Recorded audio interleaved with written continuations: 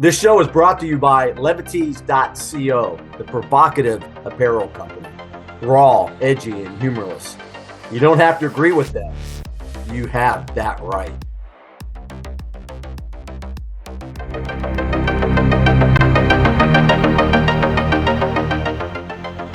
Welcome to another episode of Mind Matters, the talk program that provokes critical thinking, logic, and reason. We encourage all of our listeners to use their common sense in all of their decision making, especially if it involves an issue that you think is important or one that affects your liberties and God-given rights.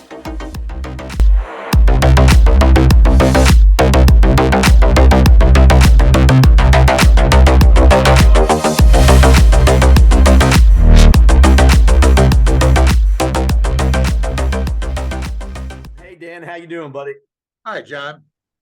I want to welcome listeners to another episode of the Mind Matters conversation between Dan Ploger and myself. Today we have an interesting concept or discussion too. I just want everybody to know that I lived through another climate change. Yesterday it was windy and cold and a little bit cloudy, and today it's warmer and it's not as cold. So a climate change on a small scale compared to what we've been told is happening. But anyhow, before we get started, Dan, behind me, the graphic shows what scientists have determined to be true about the planet Earth climate. That there's been 4 ice ages, recorded ice ages. They know this through core sampling and geology. And there were times when there was absolutely no ice on the planet. And then there was ice, it came back. Then there was no ice, then there was ice, then no ice, then ice. And now, funny as it seems, we're like right here. We are living at the tail end of another ice age. And I haven't met an activist yet or a climate scientist that's pushing the global warming narrative to give me an answer, on how did this ice come back without fossil fuels being burned. It's beyond my pay scale, but I just so that's where we're at. We've got this global narrative going on now to create this common enemy, global warming, as if mankind can stop it. Open up with some thoughts about it, and then let's just see where the conversation goes. Well, the first thing that really strikes me in the whole discussion is that we are talking about scientific things that are founded in science, and it's pretty the discipline of science is pretty rigorous and pretty well straightforward. And we have lay people who are people who have not been trained in science interpreting this. And I know there's a huge confusion among people between what's the difference between weather and the climate. And there's a huge difference. But every time there's a weather anomaly, and by the way, there are going to be weather anomalies all over the world, no matter what the climate is doing, that every time that happens, they use it as justification for their agenda, which is really to throw the earth back into in humanity back into the Stone Age by depriving us of our energy sources. Yeah, and profiteering. When I think of before we get to carbon credits, if you think back to was it Al Gore, Inconvenient Truth, the movie that came out, I don't know, a couple decades ago, and they claimed that all of the ice on the planet was going to be gone by 2015. Which was 8 years ago. And the last time I checked, there's still glacial ice at both poles. And it still continues to melt and change and morph. But, that started. So, when we think about, kicking us back to the Stone Age, that's us.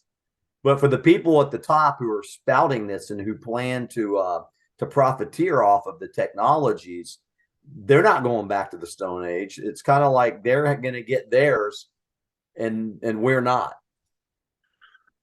Well, that's a short-term view. It hasn't proven to be very successful. if you look at the people that first supported Joseph Stalin and pushed him into along his way into his successful career, if you can call it that, all but one of them were killed by Stalin. So it's a dangerous, precarious position to say in a situation like this that I'm on the side of power. it's it's not a very good thing to say. So all I got to say to those folks is beware, beware. Yeah, and then we get into the whole useful idiot concept, and and what you said is true. Once Stalin took power, the people that helped to get him there either went off to some gulag or were shot outright or just disappeared. Nobody knows what happened to them. We know. Well, but we do know the number. It was 26 million Yeah. deaths. So that's an interesting fact, and so we must be wary when we support narratives of those who are in power. Kind of interesting whenever we have, you talked about people who aren't experts in science, and we have these talking heads, famous movie stars and writers and movie makers, but also these politicians that are on the leading edge of this call for or against global warming. And yet they fly to these symposiums in Lear jets and in private jets that dump more carbon emissions into the atmosphere in 1 hour than I'll ever dump into the atmosphere probably in my entire life. And so we've got this huge hypocritical aspect to this narrative of global warming. How does that play into the sphere of this narrative? It's because this is a contrived, the whole global climate change, which started, by the way, as global warming, and then their models showed that actually they could get ice out of this global warming too, so they changed it to climate change. But it's not I hate to use the word, it's cliche, but the narrative that Al Gore and company are pushing is that we have to stop the climate from changing, but they don't know which direction they want to stop it at. Do we want to just stop right now, and or do we look and say, hey, if the world was 4 degrees warmer, we'd be able to raise 2 series of food crops every season in northern Canada. Maybe that's a good idea. But there's been absolutely no serious looks at at that situation, because as far as I'm concerned, nobody that's serious has looked at the climate change and really tried to understand it, what its implications are, and what, if any, solutions there are to the situation if you deem that a solution is necessary. I don't think it is. Now, I'm a trained scientist. I'm an engineer, a practical scientist. And I would urge, number one, I'd urge everybody to get on Wikipedia just for a couple of minutes to understand what the scientific method is, and understand that part of the scientific method, a critical element of the scientific method, is once you have come to a conclusion to prove a hypothesis, that you throw this to the world and for criticism. This is the purpose of publication, to open your findings to criticism. And this is a dead giveaway. Everything is false. That all the arguments are false because they aren't following the rules that they've got to follow. Another thing is that there's a problem with the models. The models that have predicted all of this catastrophe haven't been able to predict what's actually happened over the last 20 years. So they're unable to predict with their models. Why on earth should we even listen to their models? So yeah, that's a great question. Yeah. Additionally, I want to see somebody tell me what's the perfect temperature for Earth, and then let's go for it. I happen to think it might be 4 degrees centigrade warmer than it is right now. that it would be really great that whales would thrive and polar bears would grow brown fur and be happy living in the tundra of northern North Canada. So the whole thing is contrived. The whole thing does not look at the scientific evidence. I never once saw, I mean, when it became a subject, I believe it was in the 90s, I took it upon myself to read 3 different books on the subject so I could have some knowledge to speak from. And what I kept seeing things like 75% of our oxygen is produced from the oceans, from plankton, photosynthesizing carbon dioxide into oxygen. If you have a carbon dioxide rich environment, plant life is going to thrive. We're going to have in the oceans, we're going to be producing oxygen out the gazoo. So how does this affect? Well, it's not, they didn't include it. It's not part of the discussion.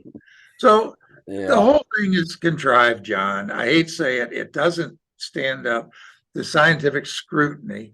And the last thing a scientist would ever say is the debate is over. We've got 97 scientists who say the debate's over, so it's over. That is an absolute absurdity and blasphemous to the scientists. Yeah, that's some really great points, Dan, that you highlighted there. This is kind of just this is supportive of what you just said. I remember being in social studies class many, many years ago, and I remember the teacher telling us that global population was out of control. And here I am an 8th grader, and I can remember vividly they were telling us that by the year 2000, every human being was only going to have 3 square feet of living space, right? And holy moly, we're all like freaking out, like the end of the world's coming. Humans are just mass producing themselves, and guess what? 2000 came. Remember Y2K? That's another one. But 2000 came, and I don't see anybody sitting here next to me. I can walk outside to my mailbox, and I'm not tight. So when it comes to narratives versus the real science, there's a disconnect.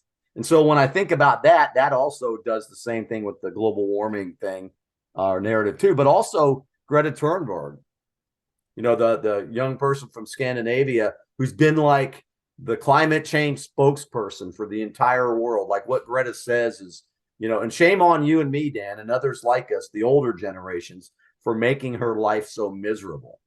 Really? Shame on me for spending 4 years in college, and I was a little slow. 5 years in college, and 4 years of practical experience to get my professional engineer's license. And she's 16 years old, and she's lecturing me on things it took a lot more than that for me to understand. So it's Greta Thunberg. The poor girl is clearly autistic, and she's being used by the same type of people that are using Joe Biden to prop him up as a capable and cogent human being, when in reality he's woefully falls short. Yeah, and that gets back to truth, and what is the truth. And like here on Mind Matters, what we try to do is have lively conversations to provoke critical thought and logic and reason, and to implore people to use some common sense and to give things due diligence. Don't just grab the torch of the group thinkers and think that that's the way out of this. As Dan pointed out earlier, it might be you who's singing the blues when the smoke finally clears. All I can say is, if there's an activist out there or scientist out there that it can explain to me how the ice came back when fossil fuels weren't being burned, then come on, talk to Dan and me, and let's talk about it. So Dan, any final thoughts about this, and what can people do to well Number one is Yeah. My one good thing I've learned in all my years as an engineer is the adage, if it's not broke, don't fix it. Whatever we're trying to do is probably the opposite of what should be done. And I have a tremendous faith in humanity's desire and capability to be innovative and to create solutions. And we have solutions to the problems, but nobody's talking about the solutions. The solution, if this were true, would be nuclear energy. So if you're not talking about nuclear energy when you're talking about freezing the state of the climate, you're not being sincere. Sorry. Yeah, some really great points. And again, and the solution is not to close down American manufacturing and let some other countries pick up the gauntlet for that. I know that China, which is another subject in and of itself, is one of the world's, if not the world's largest producer of solar energy products. And so, boy, that would be good for the Chinese government. They're also the biggest, them and India are the biggest producers of carbon dioxide, and they don't want to be part of whatever the global consensus is. So put that in your pipe and smoke it. Yeah, so there you have it. We appreciate you tuning in to another episode of Mind Matters, and we implore you to use critical thinking and some logic and reason and common sense in the things that you do. Don't fall prey to the useful idiots of the world who want only one thing, which is to maintain power and to profiteer. And they do it through sleight of hand, propaganda, outright lies, and arrogance. Thank you, Dan. Thank you, John. Thank you for listening to another episode of Mind Matters. Remember, your mind matters, but only if you use it. Stay alert. Stay alive. Keep your eyes wide open.